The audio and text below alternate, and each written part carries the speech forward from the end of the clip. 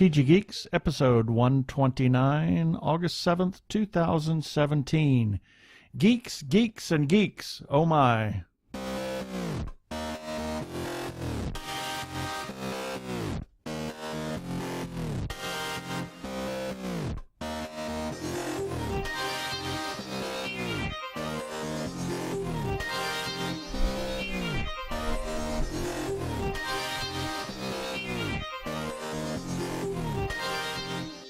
Hello and welcome to another webcast from tggeeks.com, where Ben and Keith, the Two Gay Geeks, talk about all aspects of geekdom and nerdery.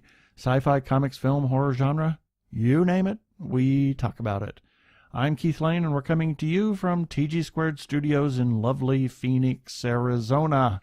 And I'm Ben Raggington, also coming to you from, I got nothing, Phoenix, Arizona. And we have an interview for you this time, somebody we've talked to before, but we're going to just launch right into it here.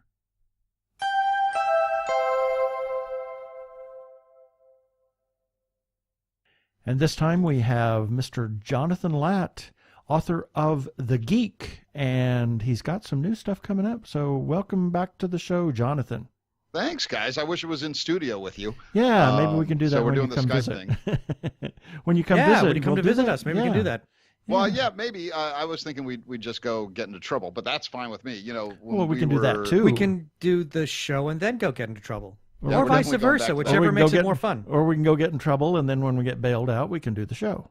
We're definitely going back to that meat restaurant. That was crazy. That was so good. The meat restaurant. Yes, what's it called? Arrogant Butcher. Yeah. Yeah. Oh, so definitely earned the arrogance. It was so good. But you know, last year at FanFest, and I think it was me, you guys, and Chuck all in the room together. Yeah. And that was just so much fun. Yeah, that was that was a lot of fun. Yeah, that was really good fun. And I think it took maybe, I don't know, a minute for me to derail the entire podcast, and we just went south. So I was very proud. Well, that's okay. Well, we do that all the time when we're on other people's shows. So it's, hey, turnabout is fair play. Exactly. Yeah. We need somebody to derail us even more than we derail ourselves. Well, I'm always here for you. Yeah. And always happy to do that. And it's so much fun to see you guys. Like we hung out not too long ago. We went to the Tron screening. Yeah, that was a lot of fun. It was a lot of fun. Look, whoever's listening, I love Tron too. But man, if that is not a movie of its time. Yeah. Yeah. Definitely. It's certainly dated, yes, but oh my God. It still looked awesome on the screen. But it looked so incredible. That 70mm print that they had was just incredible. Yeah, I saw something online today. My friend Thor, that's his real name actually, had posted on Facebook. I am determined to find this movie for all the right and wrong reasons, called Tammy and the T-Rex. Have you heard of this thing? No. Oh my God. Oh, it looks amazing.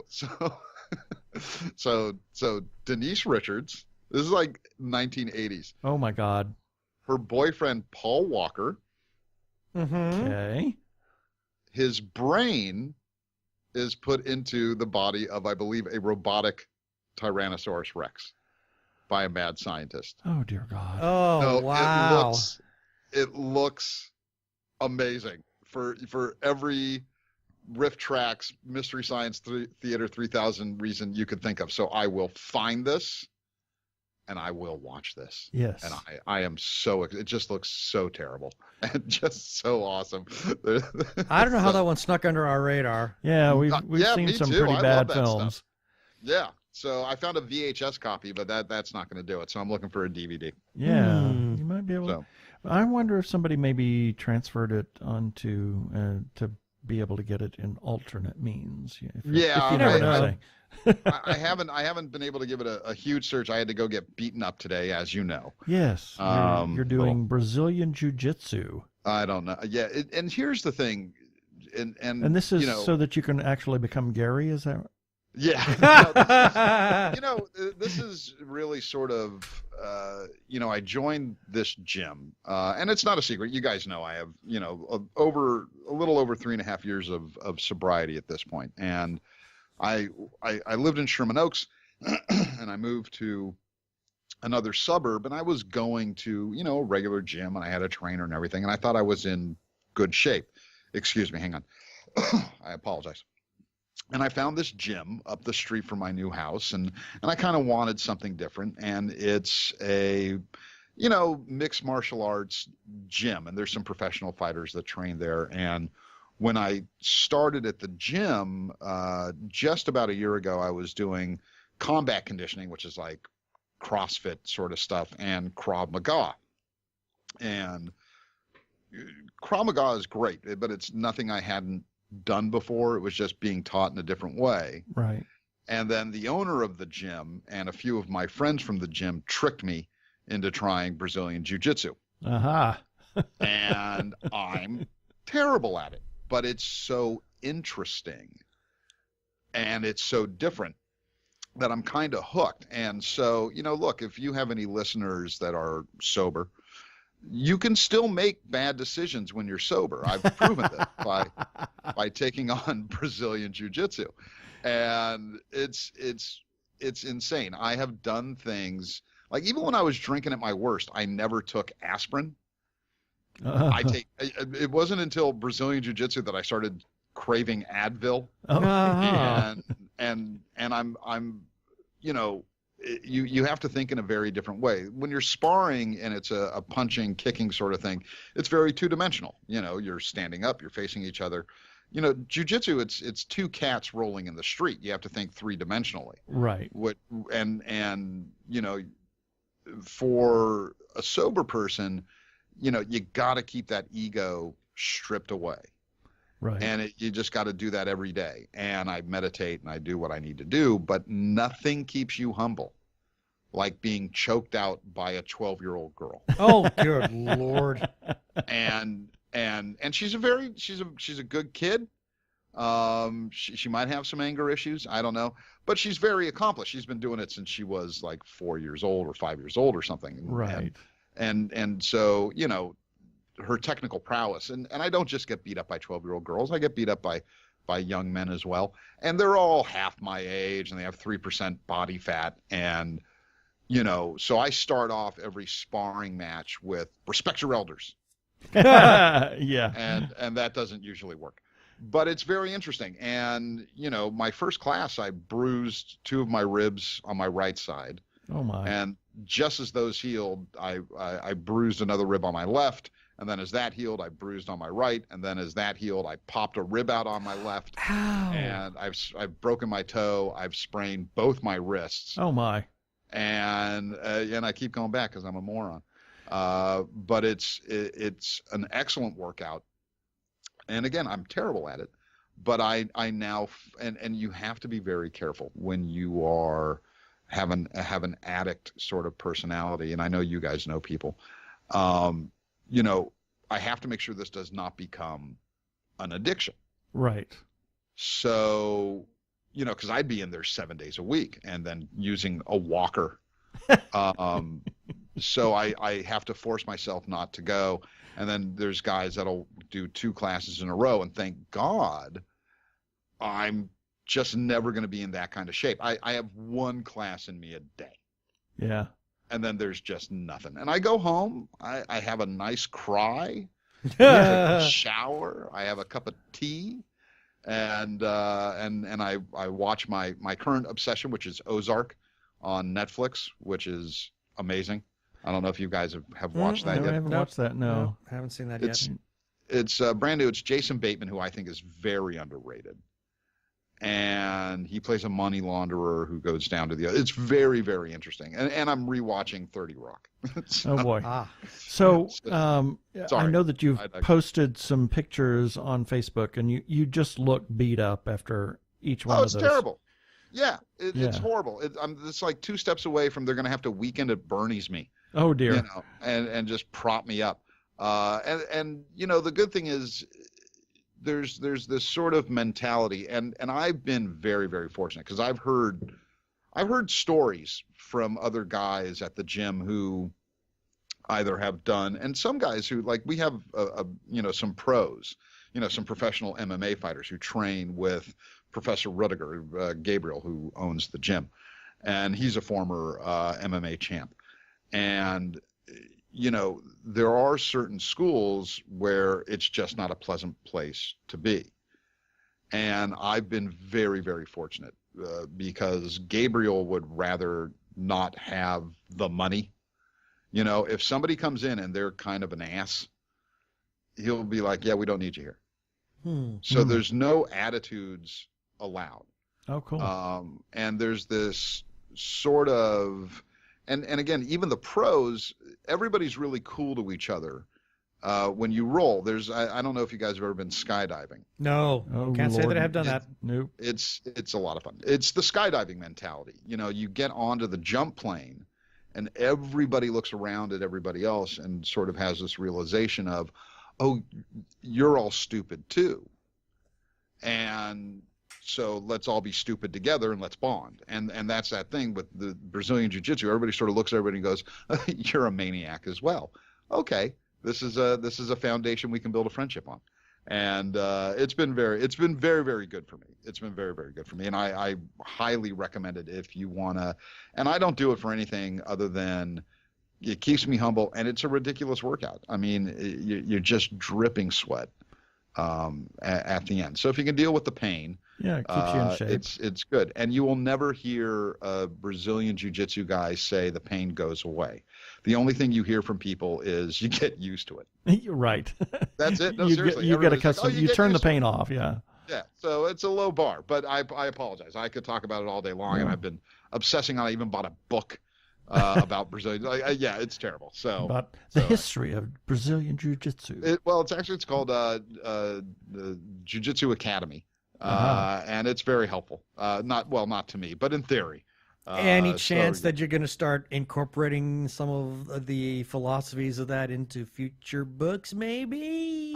It depends on. It's so funny. I had Gabriel read the book. Gabe Rudiger read the book, and he liked it, except for he came to me one day when he was reading it, and so there's this isn't really a spoiler, but there's that moment where the antagonist Schmidt fights Sheriff Dalton in Oak Creek.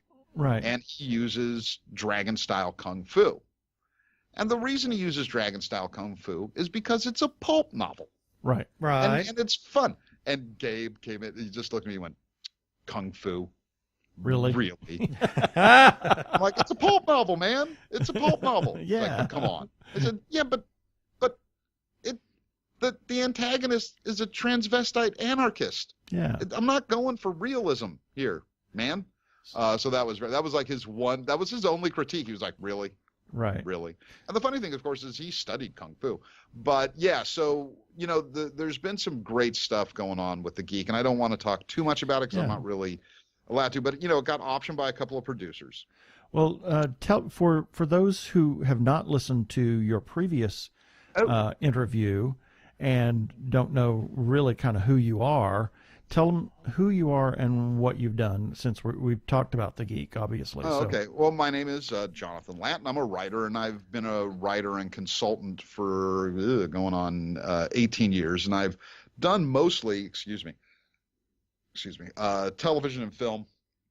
I did a lot of work as a script doctor, and what a script doctor is studio or producer will come to you and go, can you punch up this dialogue? Can you do this?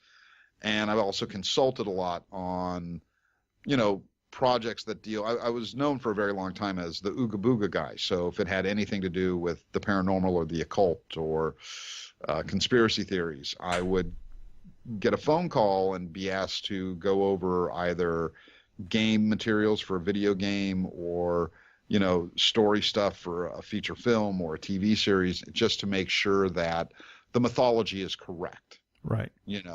And I've had a bunch of stuff optioned. I've had things go to pilot script, but never been produced. I always tell people being a writer in the entertainment industry is a really great way to make a decent living without getting anything done. Without getting anything on the screen. Yeah, at all. And again, being a writer is the closest thing to being a criminal without having to commit crime, because you just feel like you're getting away with stuff. Yeah. all the time. So I, the first thing I started off as a packaging agent. I used to sell TV shows, and then I became a manager producer, and my partner, at the time, this was 1999. Yeah, I'm old. This toast is spicy. So had come to me and he said, listen, and we did documentaries, not reality TV, but like real docs. And he had come to me and he said, listen, you write all the treatments, you develop all our shows. Why don't you try writing a script? And let's go try and sell it. And at the time, it's different now. At the time, you were very pigeonholed. If you were a sitcom guy, you couldn't pitch dramas. Same with in the reverse. And nobody wanted to hear from reality documentary guys any shows for, dramas or sitcoms or anything scripted.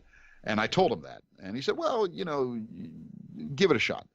And I had never written anything before, written a script before. I had taken some seminars or whatever, and I still had all my notes. So I called a buddy of mine at CBS. This is how long ago this was. I called a buddy of mine at CBS, and I said, listen, can you send me over a Nash Bridges script? Wow. Just so I can see the format. Right. Because I didn't even know the TV format. And he did. And so I had this idea sort of in the back of my mind for a really long time, for a show. And so I wrote it, and I had never had more fun, sober and with my clothes on than when I wrote this spec pilot.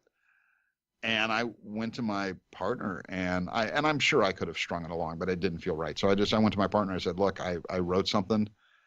I quit. I think I want to write full time. and he was like, oh yeah, well, I think he wanted to be upset, but he knew instantly it was his fault. Because I never would have done it, and so I left, and I got lucky, and I didn't. It ended up being optioned, this first thing I ever wrote. And so you think, oh, then it's just going to be a breeze from here on out. You know what I mean? Right. So during that development process, when this first script of mine was being optioned, I came up with this other idea called The Geek. And and this was, I think maybe The Matrix had come out. And it was before, all, this world we live in where comic book movies and TV shows are everywhere. And this was even before Alias, although it turns out I think J.J. Abrams was developing Alias when I was developing The Geek. And I wanted to do a live action comic book, and that's how it was developed. It was a very 9 p.m. action, sort of fun, tongue-in-cheek show. And that got optioned and developed, and it didn't go anywhere. And then the next season it got optioned and then went to pilot script and then didn't go anywhere. And then a few years later it got optioned and developed as a screenplay and then didn't go anywhere for a feature film that didn't go anywhere. And by that time I had started moving on to other projects and doing other things, but I always really loved it. And then a friend of mine about 5 years ago called me up and the first thing he said was, okay, don't be mad, which is not how you start a conversation. Right. Mm-hmm. That's like, don't be mad. I stole your credit cards. Don't be mad. I'm having an affair with your girlfriend. And he said, don't be mad. I said, okay, what? What have you done? Yeah. What did you do? He said, listen, I gave your script to a publisher friend of mine. They run a small publishing house, and they want to talk to you about turning it into a book. And by this point, a few things had happened in my life. My father had passed away, and I was doing just enough to cover my expenses. You know what I mean? And still putting money aside and everything. But really, I was certainly at this point, because I hadn't dealt with, I acknowledged my dad's death, but I hadn't really dealt with it. And my dad and I were incredibly close. And so I was just it was the start of drinking myself into oblivion. Right. And I would take on a couple of consulting gigs a year, and I you know, and just whatever I needed to do so I could pay the bills and still have money for booze and drugs and maybe an occasional trip. And so I met with these people, and they, you know, were very kind. They wanted to develop it and wanted me to do it as a novel. And so I had started writing the thing about 6 months before I went into rehab, and I ended up in rehab, and I had to call the publisher and said, look, it's going to be delayed. I'm in rehab. And his reaction was literally, yeah, it's fine. Which is basically going, yeah, we deal with writers all the time. They all end up in rehab. We're not shocked. Especially down in the Hollywood area, I gotta imagine that must be there must be a common thing going on there. I mean, with just the nature of the business. Oh yeah, it's insane. It's insane, and you know, it's so I went to Betty Ford for 30 days. Ate a lot of chicken. Man, they serve a lot of chicken at Betty Ford. I always tell people, Betty Ford really helped me deal with my alcoholism and cured me of my addiction to chicken. I see. Which is very helpful. Oh, I got out of there. I'm like, I'm not eating chicken for 6 months, just at all. So I got out, and I'd been writing it like it was. I was using the screenplay from 2009 as a guide for the book, and I got about 180 pages in. And that was when I ended up in rehab, and I got out of rehab, and I'm rereading it going, this just doesn't work. Right. Because it was still very campy, over the top. And that's when I turned it, I said, okay, what am I doing here? And it just sort of generically turned into this way dark pulp novel.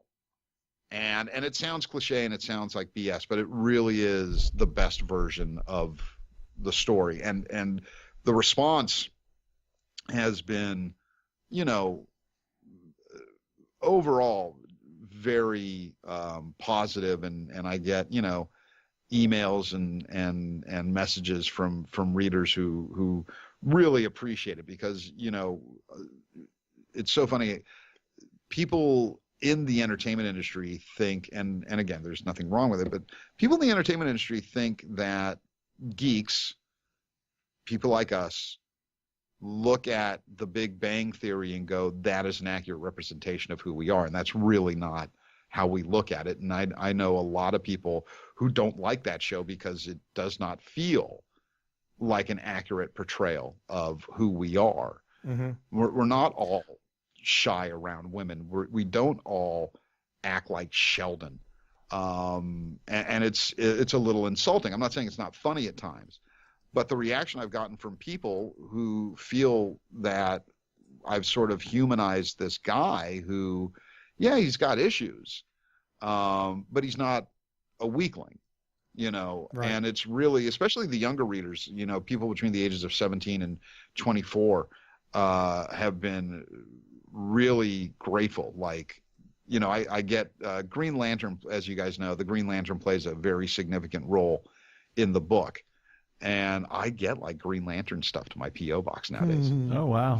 It's very sweet. It's very sweet. So anyway, so I apologize. So yeah, so if you're listening to this and you're interested, The Geek is the story about a kid who was and is, now that he's a grown man, still a geek. He loves comic books, science fiction, video games, but he just happened to grow up and become an assassin for the CIA. And we love it. If you and you guys were very kind and really helped a lot with that.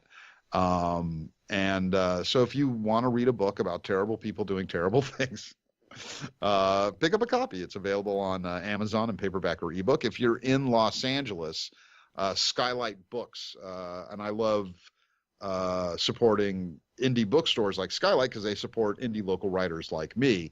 And so Skylight has it as well in Los Feliz. So that's who I am.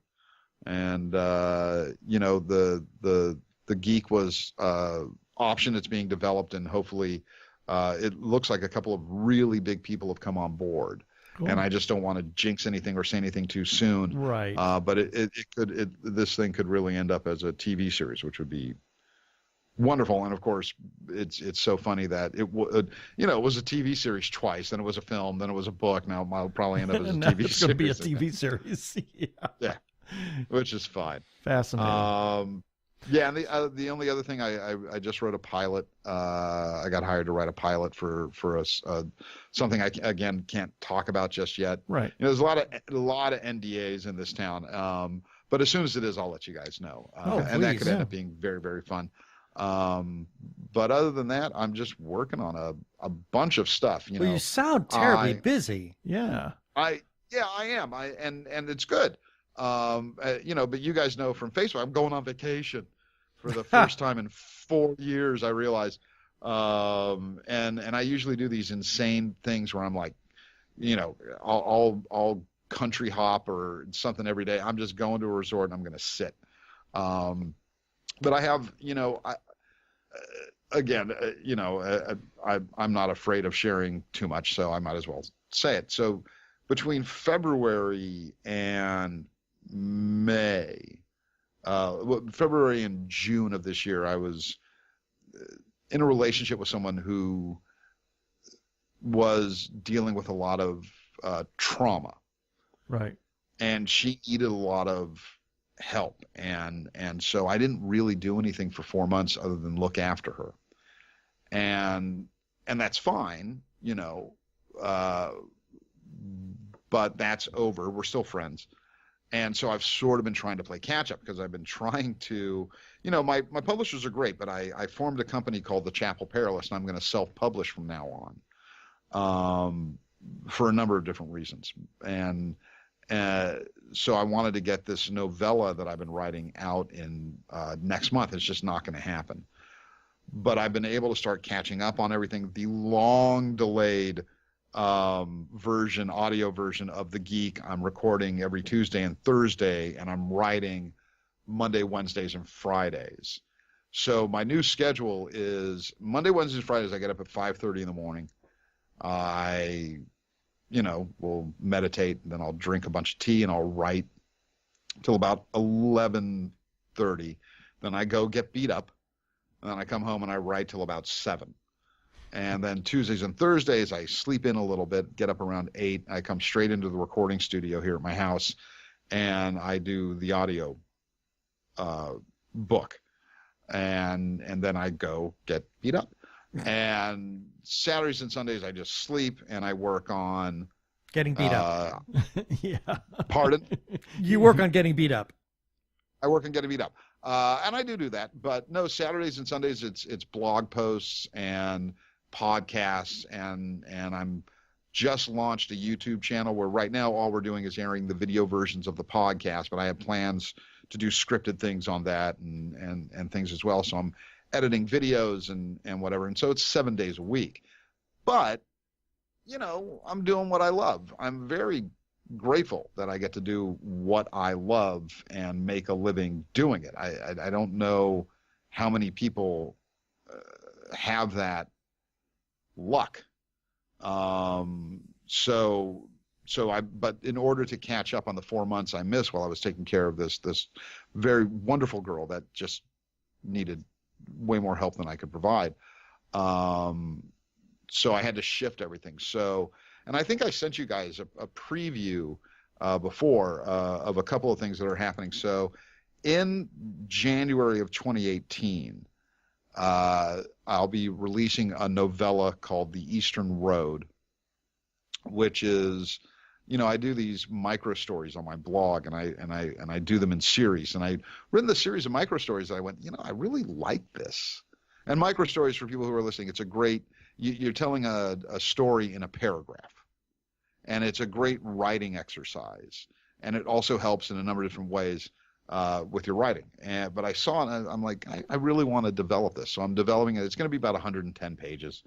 And it's just a little story about, it's a post-apocalyptic thing with an old warrior who goes off on one last adventure.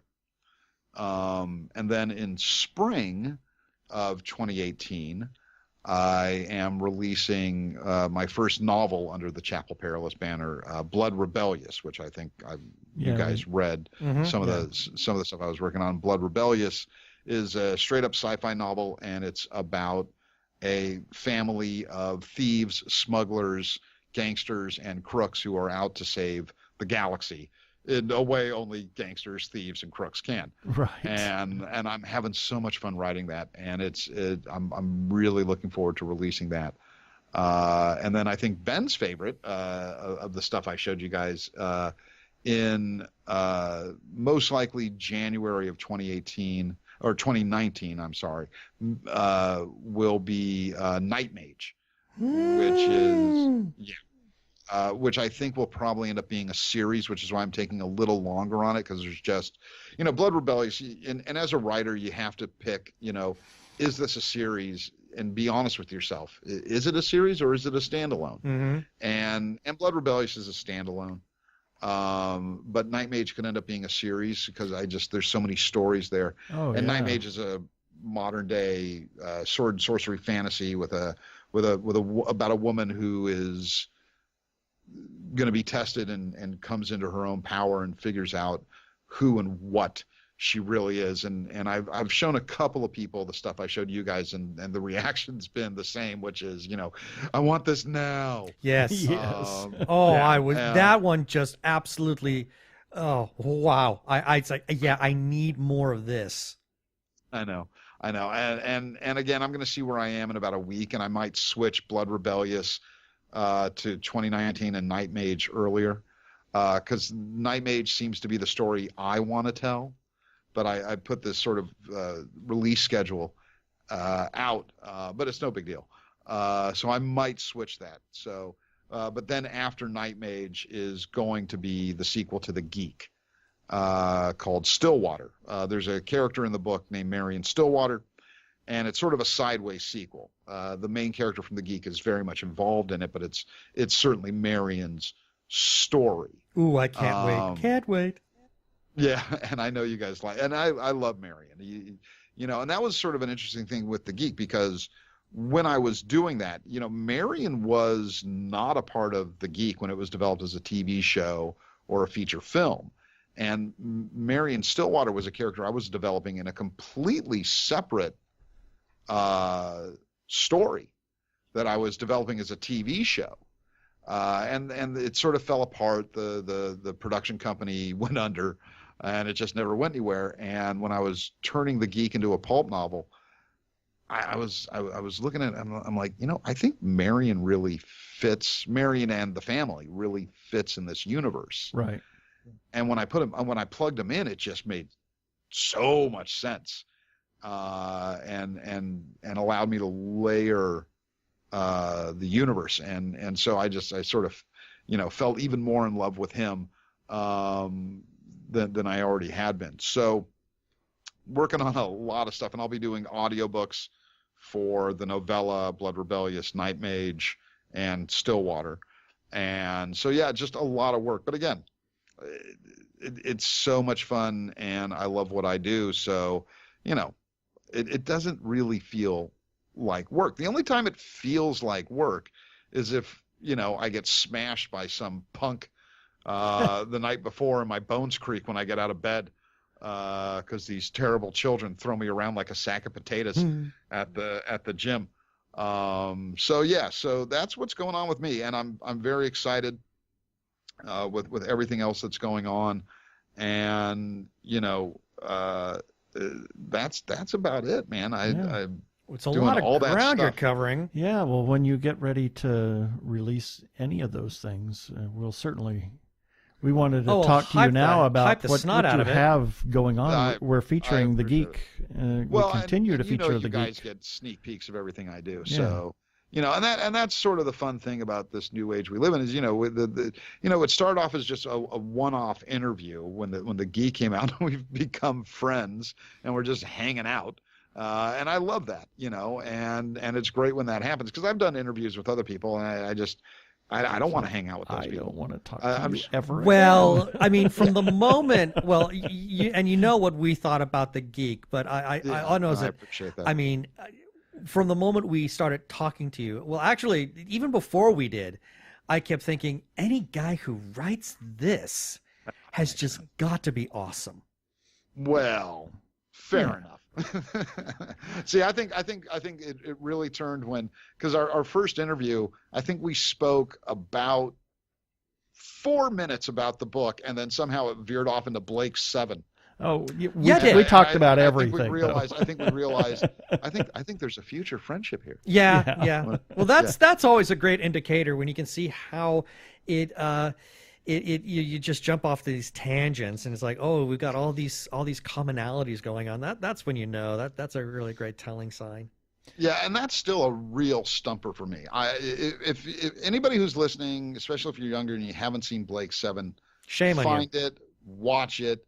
It is so everybody looks like they're getting ready to do an ABBA tribute show, especially in the first season. Oh my God, it's amazing. It's incredible, but the writing is top notch, and I don't understand, considering how intellectually bankrupt the entertainment industry is, and I say that with love, by the way. When was the last time how has this not been rebooted? Well, there's still talk. When was the last time you rewatched the entire show? I'm just curious. Maybe about a year ago. Including season 3? No, maybe not season 3. Thank you. Yeah. Seasons 1 and 2 are hot, but season 3. Yeah. I'm rewatching season 3 right now, and it's killing me. But it's the BBC in 1982. Yeah. 1980. 1980. About 1980 is when, it's like the height of Blake 7. So that tells you, the production quality that we're dealing with here. It's amazing. It's so great, in such a terrible, awesome way. Mm-hmm. Terrible, but I love that show, and I remember watching it the first time I started rewatching it, which I think was maybe a few months before we talked, and I hadn't seen it since I was a kid. And I forget, like people like Brian Blessed show up. Yeah. The Brian Blessed. The greatest voice in the history of voices shows up in this ridiculous show. And the great thing about it is the special effects on Blake 7 make like the Tom Baker era Doctor Who special effects look amazing. So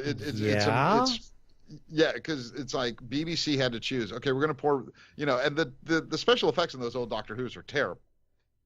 Mm-hmm. But they figured. Some of the flyby shots are like worthy of. Oh, didn't I just see something like that in a Monty Python episode? Yeah.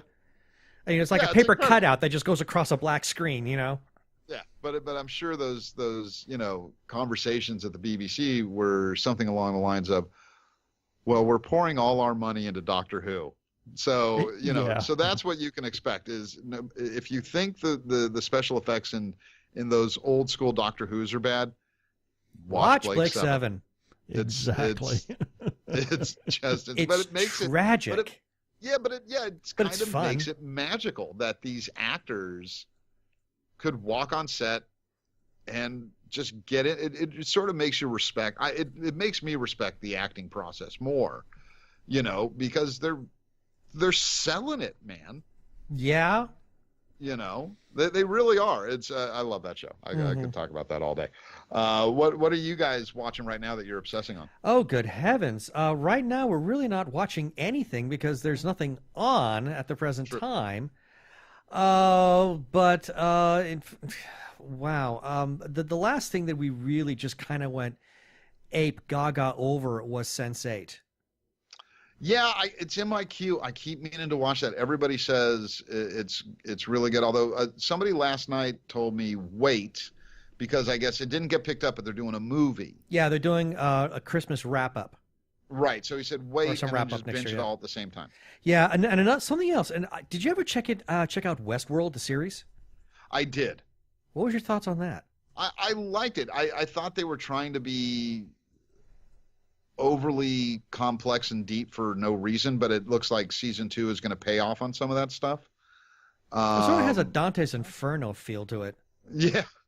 But I love that sort of thing,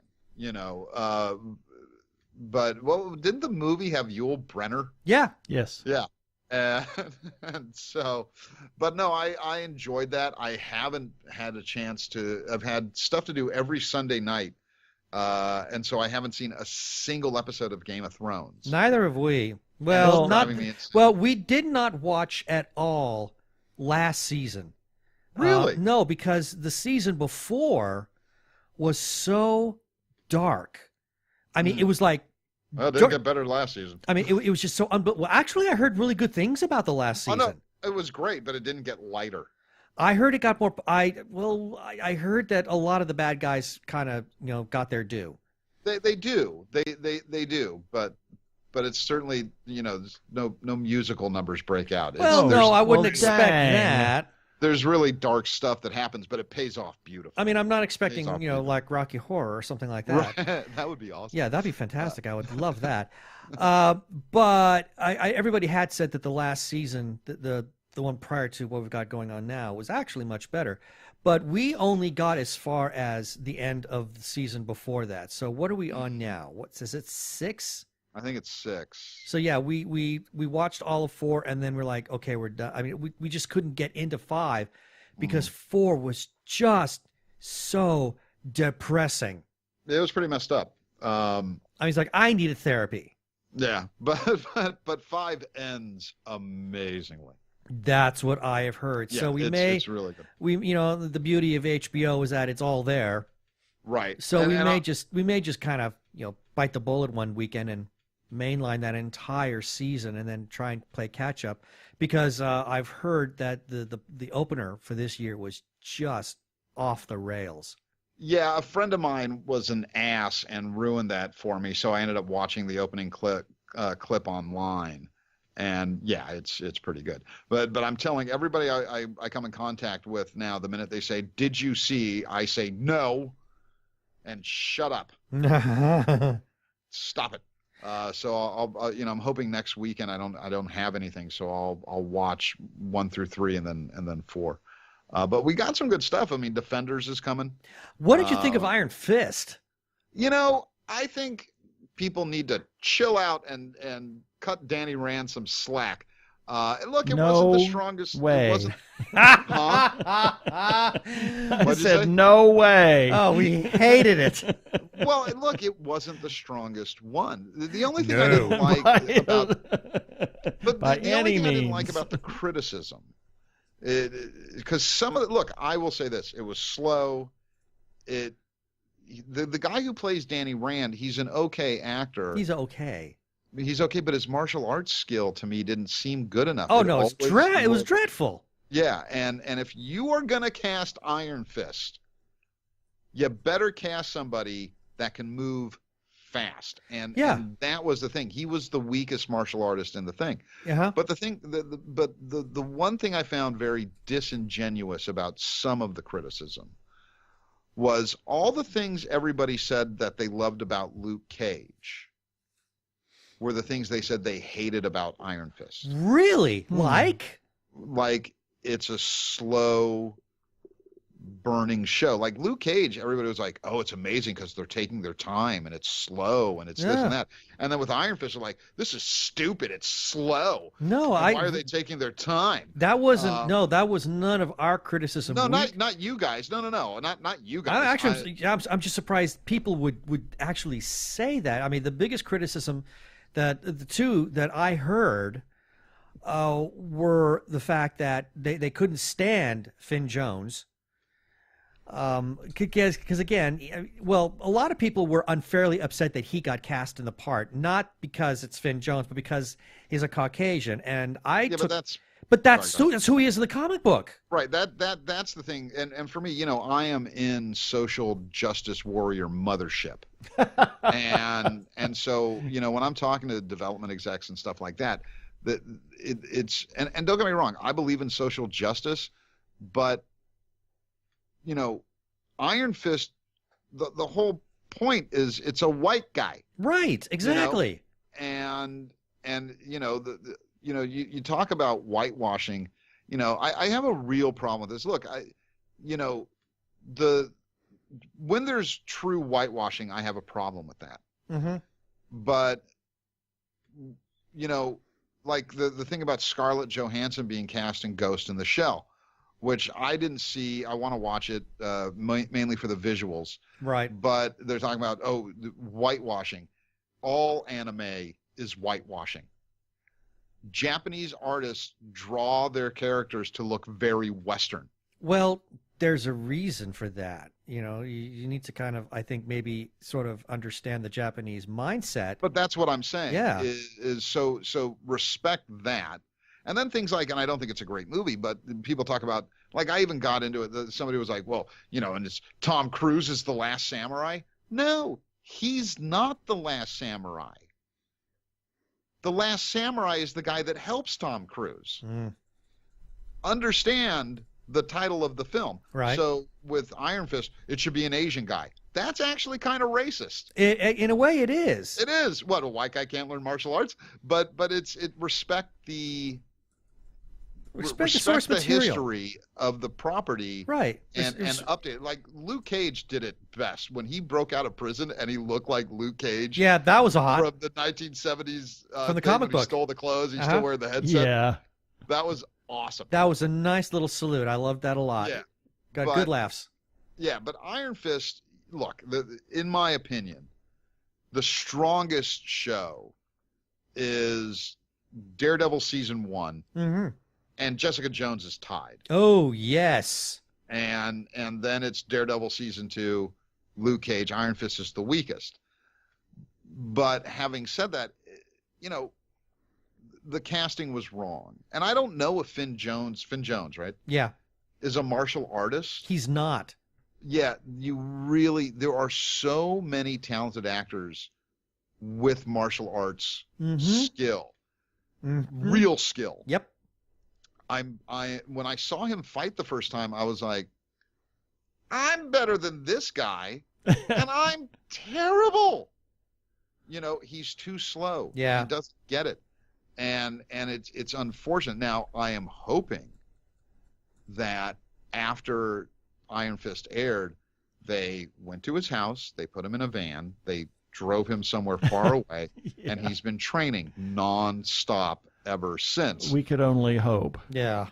But I think the Defenders is going to be great, but for me, the one I'm actually most excited about is Punisher. That could be interesting. I get into this a lot with people where they don't like, what's the guy's name from The Walking Dead? Who's the Punisher? Right. I know who you're talking about. Barenthal. John Barenthal. John Barenthal. Who they go, he's not great. I'm like, he's amazing. He was quite good. I think he's awesome as Frank Castle. Yeah, I thought he was an outstanding Punisher. I thought he was great. And he showed a lot of depth to his character, which made him a very strong anti-hero. Yeah, I agree completely. And he's so compelling. And look, the Frank Castle story is a pretty tragic story. Mm-hmm. And I just thought he was amazing. And I'm looking forward to that. And Jessica Jones season 2 can't come soon enough. That show was so hard to watch in the best way. Mm-hmm. Just because you're like, oh God, what's he going to do? And David Tennant was a brilliant he was baddie. Evil. He was so evil. He was so good at it, though. Yeah. But I love this time of year when there's nothing on, because I can, like I think I told you off, I don't think I said it on air. So I'm watching Ozark, and then I'm rewatching 30 Rock. Mm-hmm. And I love Tina Fey. I think she's brilliant. Oh God, I love her. Yeah. Yeah, and rarely do comedies get funnier the more you watch them. And like for me, it's like the IT Crowd with Chris O'Dowd. Yes. Which I've now seen 1 billion times. It's always funny, even though I've watched the same episode 1 million times. It gets funnier each time you watch it. It really does. 30 Rock. I mean, I am laughing harder now than I did originally because it's so dense, and she and her writers did these layer upon layer upon layer that you miss the first time around. And what she did was brilliant. Mm-hmm. Brilliant. And so yeah, Tina Fey is amazing, and for me, it's all about watching Tina Fey and Alec Baldwin, who their Yeah. chemistry is beautiful. is amazing. It's so good. And So then when Alec Baldwin's mother, or his character's mother, shows up. Oh God. my And she's just one of those ladies that worked for 60 years, Yeah. and she's brilliant. You know, it's really just very, very top notch. But you know, because Ozark is so dark, I'll watch an episode of Ozark and then 2 episodes of 30 Rock. Yeah, we've had to do that a number of times. There's certain shows. It's like, okay, we've watched 1 episode of this. I need to watch some really light stuff for a while in order to kind of.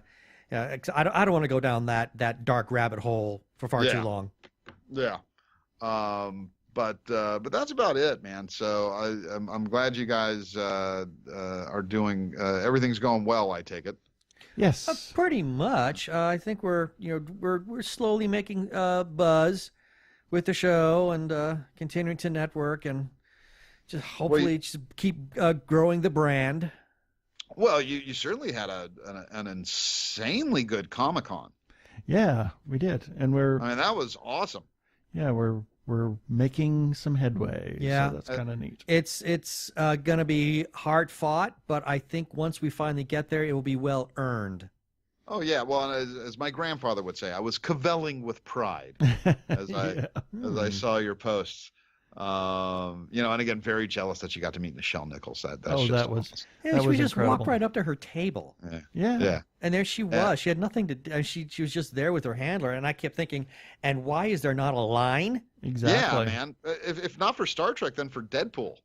Yeah. Yeah. Oh, Stop Deadpool. Yeah, exactly. Come on, she was awesome. it. That's Leslie Uggams. Oh, sorry.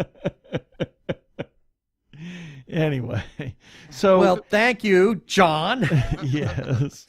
So tell us, That's recap. not racism. That's bad eyesight. Right. Recap for us what your releases are, or what you think your time frames are, and So then, January's the Eastern Road, and then spring will be either Night Mage or Blood Rebellious for 2018, and then January of 2019 will either be Blood Rebellious or Night Mage. Whichever. So Okay. whichever one I feel should be released. You know, well, I'll call it now just to make everybody happy. So it will be the Eastern Road in January of 2018, Night Mage for Ben, spring of 2018, then Blood Rebellious January 2019, and Stillwater, the sequel to The Geek, in spring of 2019, and then I'm assuming a Nervous Breakdown. yeah, there you go. And somewhere in there, you've got an audiobook to put out. Several audiobooks. Well, the Geek audiobook will definitely be out before January. It'll probably be November, December. And This year? Yes, this year. Ooh. This year. I promise. That will be something I'm going to be listening to religiously. I appreciate that. This one's going to be kind of bare bones. You know, but what I'm really working on doing, especially with the novella and Night Mage and things like that, is I'm going to be layering in sound effects and things like that. So it's more of an even more for production. Yeah, but you know, and just a way so you can lose yourself in the story, hopefully. Mm-hmm. So every time I release a project, there will be an audio book of it coming out within a month and a half after the release, because what'll happen is, especially once I'm caught up, when the novella's at the editor, I'll be working on the next book, which I'm also doing. But then once it's back from the editor, I'll drop everything. I'll do the audio book, and then go straight back into writing the next book. And then, you know what I mean? So I'm getting into this rhythm. Cool idea. I like that. So for people Let's see if I can pull it off. Yeah. Well, we'll be rooting for you. So Thank you. if people want to follow everything that you're doing, obviously you've got some social media presence. What is that presence? And so people can follow all things Jonathan Latt. Well, if you would like to, you can go to jonathanlatt.com. It's, as I like to say, it's all the things you don't care about in one convenient location.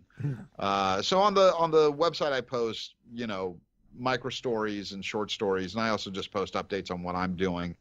But there's links to everything, links to the podcast, which is called the Perilous Podcast, which is a half-hour sort of conspiracy, paranormal, occult. We talk about everything from JFK to Roswell and other stuff. There's links to the YouTube channel, my Twitter, my Instagram, and Facebook, and all that stuff. And please follow me. I tend to follow back, unless you're a porn bot. I'm not following back the porn bots. You're not following the porn bots? No. Oh, dang it. Yeah. If there's one thing I know how to do on the internet. You know how to find porn. I know how to find pornography. I do not need your help, Twitter. Exactly. Yeah. Well, Jonathan, thank you so much for being on the show, and we look forward to your new stuff coming out. I can't wait. Man. And I can't. And as always, we have a widget on the side for the geek, and we will feature your other stuff whenever it comes out. I can't wait to see you guys in October. Oh, that'll be awesome. Thanks a lot. Yeah, it's going to be fun.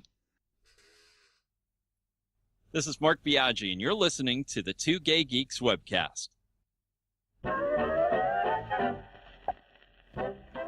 And we have a few selected birthdays for August the 7th through August the 13th, 2017. August the 7th, David Duchovny, Louis Leakey, and Mata Hari. I'm not familiar with Louis Leakey, although I feel I should be. Leakey, the anthropologist. Of course. Yeah. Okay, I thought the name rang a bell. Yeah. August the 8th, Dustin Hoffman and Dino De Laurentiis. I feel like I need to watch Dune all of a sudden. Yeah, exactly. August the 9th, Gillian Anderson. No, wait a minute. And we just had David's 2 days earlier? Yeah. Far out. And Robert Shaw. Which Robert Shaw? The Irish actor or of the Corral? The Corral. Oh, okay. Yes. August the 10th, Ian Anderson. The fisherman or the flute player? The same person, actually. Because Ian Anderson actually does have a fishery. Oh, is that right? Yes, he does. That's his main love. He does Jethro Tull in order to bring in money. I see. he does the fishing for He's the got, love of it. It's a fishery kind of place that he's got. It's an actual business. A fishery versus a fisheroo. Yeah, business fisherah. But he's got this business where you'd have to look it up, but he'd been doing that for years. Oh, interesting. But goes and does the Jethro Tull stuff when I guess he needs to kind of bring in more money than what the company does. Interesting. And speaking of fishers, on August the 10th, Eddie Fisher is his birthday. Far out. Yeah. August 11th, Ron Grainer. He was the composer for Doctor Who. Yes. Chris Hemsworth, Ian McDiarmid, and Steve Wozniak. August the 12th, Jane Wyatt. Amanda. John Nathan Turner of Doctor Who again. And Cecil B. DeMille was born in 1881 on August 12th. Ready for my close-up. Yes. August the 13th, Sebastian Stan. Bert Lahr, he was the Cowardly Lion. Yes. And Alfred Hitchcock. And that's it for the birthdays this time.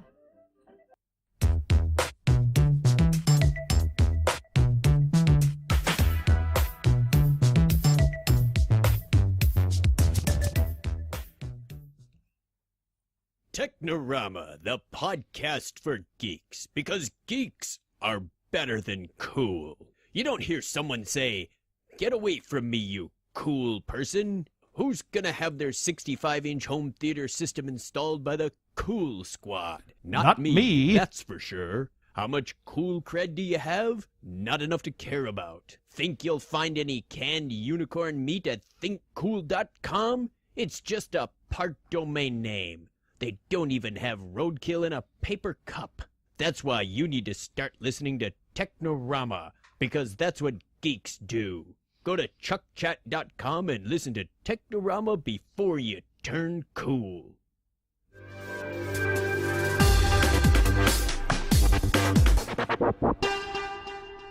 Go give a listen to Chuck and Craig, our friends over at Technorama. And let's see, what's next? Nope. Not that. Nope, not that. There needs to be like a record scratch. I have a record scratch somewhere. I don't know where I put it, but it's. I still haven't put it on my iPad. You need to have it right there in I case bought you're doing like a big 6 of interruption. them. I bought like 6 of them. It's like, okay, you stop and play. You know, that's funny. Yeah. So we're not going to do feedback this time because we're kind of in vacation mode. We're recording episodes ahead of time. So once we get back from vacation, we will do a feedback-a-palooza. So if you want to leave a comment, please do that on our website, on any of our articles about our anything we run as a news item or our podcasts or webcasts. You can comment on our Facebook page, or you can call our listener feedback line at 469-TG-GEEKS. That is 469-844-3357. I got kind of lost there. Mm-hmm. You don't need to hear their identification. They're the Two Gay Geeks. They can go about their business. Move along. No, not that. Yeah, I should. I really need to find that. We're going to do our follow-up items. Thanks for the nomination for the Parsec Award. Check out our calendar on the website and come see us and say hi at a couple of events. We've still got Horrible Imaginings Film Festival in San Diego on September 9th. We've got OperaCon October 21st before Hercules versus the Vampires, and Phoenix Comic-Con Fan Fest November 11th and 12th. And as you know, we're big supporters of independent creators. Jonathan Latt is one of those independent creators. We are very supportive of his work. We love his work. And if you know of somebody that's an independent creator, please buy their stuff, or if they're doing a crowdfunding campaign, please consider supporting that. You never know, you might be part of something big. Support independent creators. As I mentioned earlier, Fan Fest by Phoenix Comic-Con is November 11th and 12th, and regular Phoenix Comic-Con is May 24th through 27th, 2018. And OperaCon, October 21st. Check it out at Arizona Opera at azopera.org. Special shout out to Doctor Who Talking Who on Twitter. They publish the Doctor Who Fancast Guide, which frequently shares our stories, and we thank them for that. If you want to find the Doctor Who Fancast Guide, just go to Twitter and look for @TalkingWho. Same thing goes with the Nazi Punching Skull. That's Brian Weber. We know him as Arkle. He publishes the Arkle Times Post-Dispatch News that also shares our stories on a regular basis. If you want to find that, just go to Twitter and look for Arkle, Arkle. He also is on Tumblr. He has something called the Incorrect Star Trek Voyager Quotes. Check it out. It's a hoot. Just don't let your boss see you do it. And we want to give a shout out to The Lookie Show at Lookie Show on Twitter, and their YouTube is Lookie Show. They do quite unique movie reviews and assorted other things too. So check it out. It's really great. We love it. We love the twins. Reviews with commentary. Yes. All with puppets. And a special shout out to the Facebook group, Puppets? The Gay Geek Puppets. Puppets? Puppets? Puppets? Puppets? What puppets? What puppets? What puppets? I thought that Sasha and Dagmar They're just were sisters. real people. They're just sisters. We want to give the shout out to the Facebook group, The Gay Geek, for allowing us to post our episodes on their page. And their URL is facebook.com/group/The Gay Geek, with a very special thanks to late in the day, people. Moderator Jeremiah Reeves. Thanks, Jeremiah. Occasionally click on our Amazon ads. You can see those at the bottom of our articles and on our as widgets on the side of each page. Click on them. Doesn't cost anything. If you choose to buy something, please do it through one of our search ads. And last but not least, please rate us and review us on iTunes and subscribe to our YouTube channel. Thank you very much.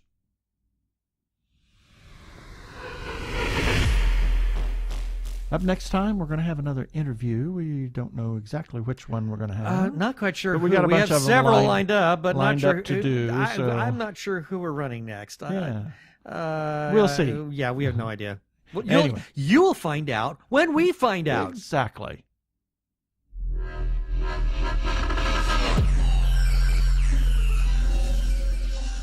And that should do it for this episode of TG Geeks Webcast. Be sure to check out the article for the webcast episode. We're going to have I don't know if we're going to have any links this time, but we always usually have links on our episode pages. And remember, you can comment on our Facebook page or our website, tggeeks.com, or you can leave a voicemail, 469-TGGeeks. That is 469-844-3357. I am Keith Lane from TG Squared Studios. Thanks for listening. I bid you peace. Cheers.